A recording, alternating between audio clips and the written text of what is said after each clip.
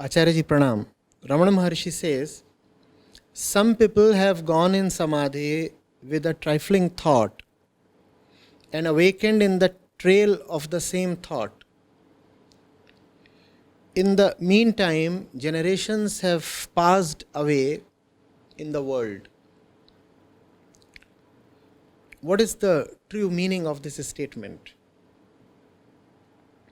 Does the state of Samadhi continue beyond bodily death? If one is already in Samadhi, why would he be reborn?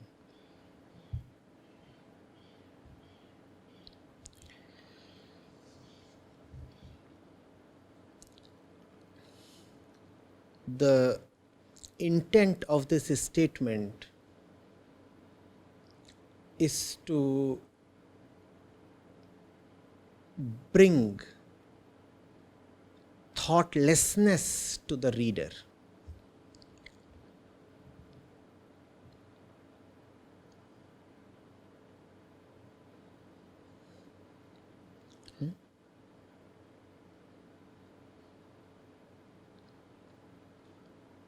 Do we understand timelessness? Samadhi is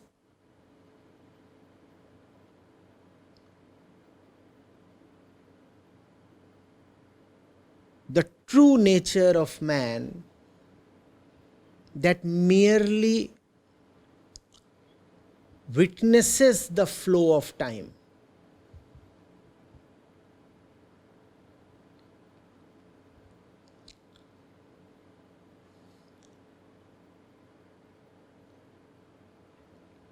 When you are in the stream of time, then you are limited. Limited by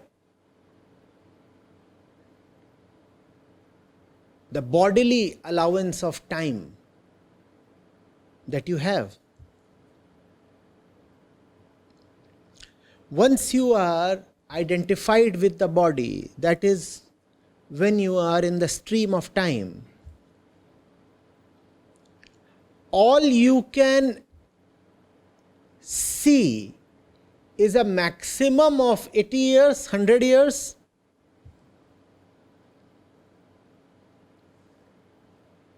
Beyond that is not granted to you, right?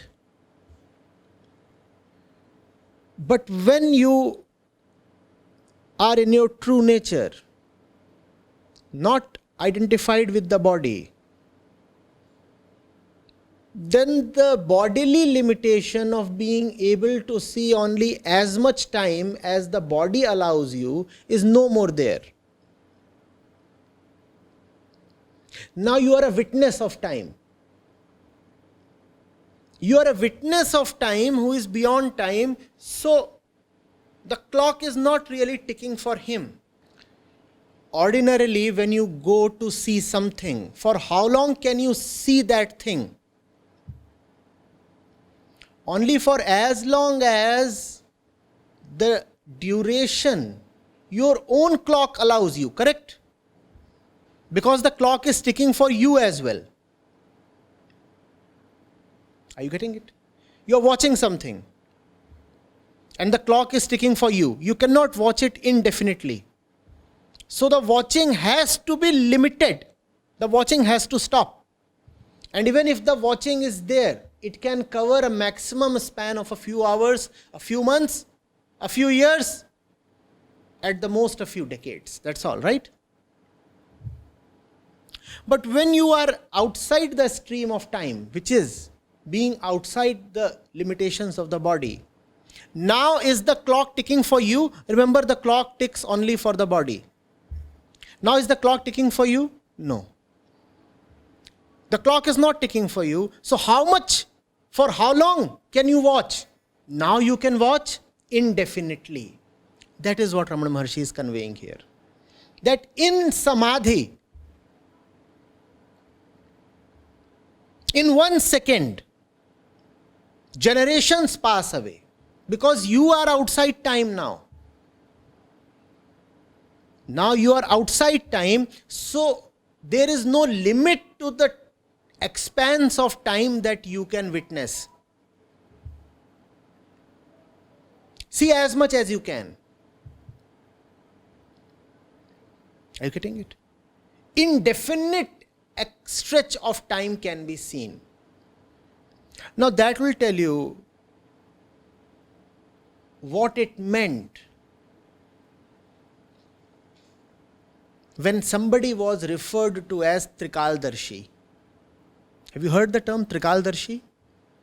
He is outside time now, so he can see the entire stretch of time. Nothing is hidden. So it is popularly represented as someone just closing his eyes, entering Samadhi, and after a while opening his eyes and revealing the past and the future both to some listener. What happened? How did it happen that in 3 seconds this person was able to do so much of time travel? He went 10,000 years back, picked something from there, then went ahead and predicted something about the future. Of course, it is not factually happening that way. It is just a way, a method to communicate to the listener the essence of Samadhi. Are you getting it? It is not to be taken literally. It is a method to teach. This kind of a story is a method to teach. See how limited is our knowledge. Our knowledge is limited because our time is limited. Is it not so?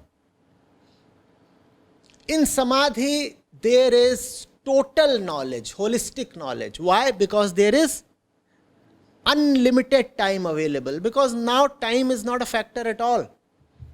Let the clock keep ticking in the universe. For me, it is not ticking. So how much time do I have?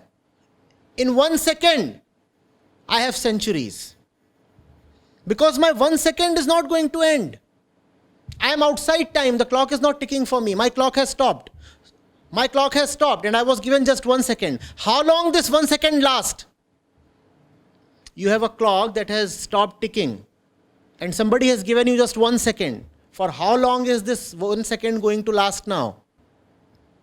It is going to last indefinitely. That's the essence of Samadhi. Now you know everything. Sounds interesting, right? Quite captivating, huh? That's exactly the purpose. To enthrall the reader. To entice him towards Samadhi. Come over. There is something fabulous. Hey, really? Can I be a Trikaldarshi? I too can know the past and the future. Yes, you can. But for that, you will have to step out of your little self. You will have to get over your bodily obsession.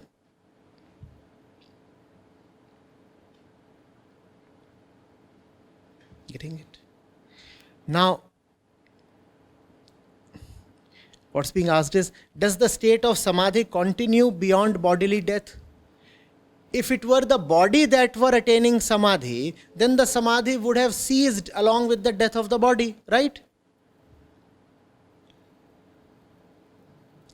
If it were the body that were attaining Samadhi, then when the body would die, Samadhi would also end. But Samadhi has nothing to do with body. Samadhi is the truth beyond all bodies. So bodies keep coming and going. Samadhi remains. Whose Samadhi? Not your Samadhi. Yours is only the body.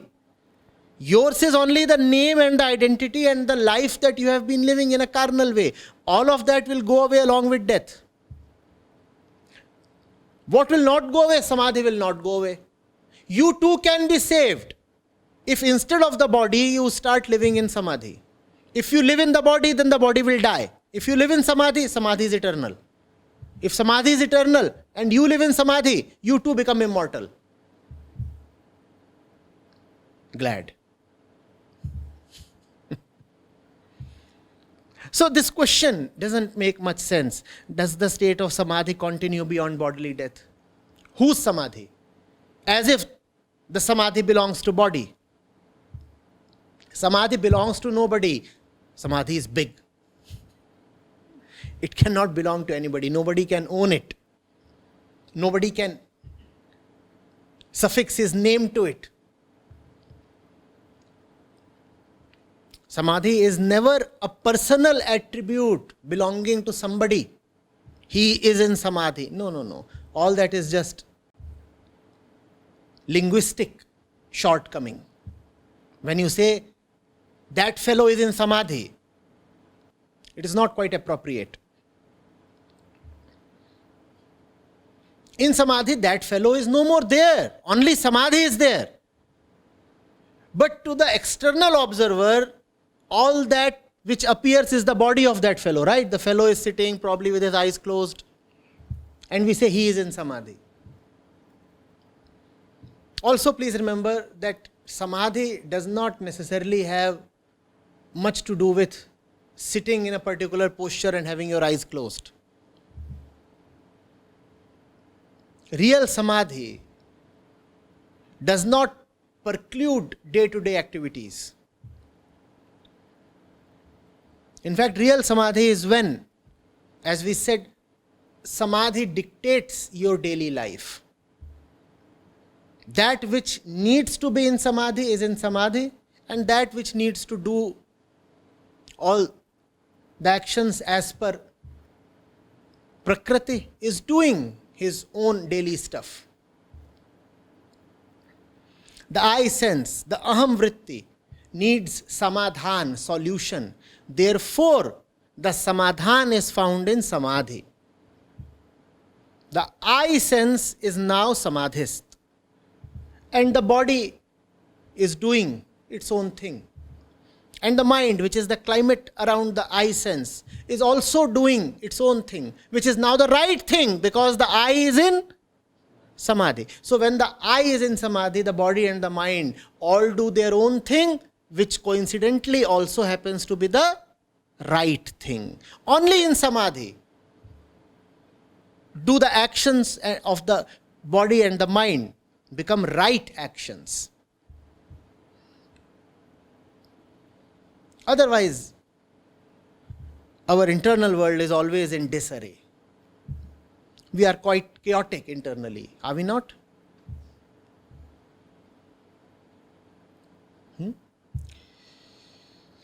If one is already in Samadhi, why would he be reborn? Nobody is reborn in Samadhi. False notion. Samadhi never ends. There is no death in Samadhi. Where is the question of rebirth? Samadhi is timelessness, and death is always in time. Right? Death requires time. And Samadhi is when the clock itself has stopped. How will you die now? You were to die at a particular time.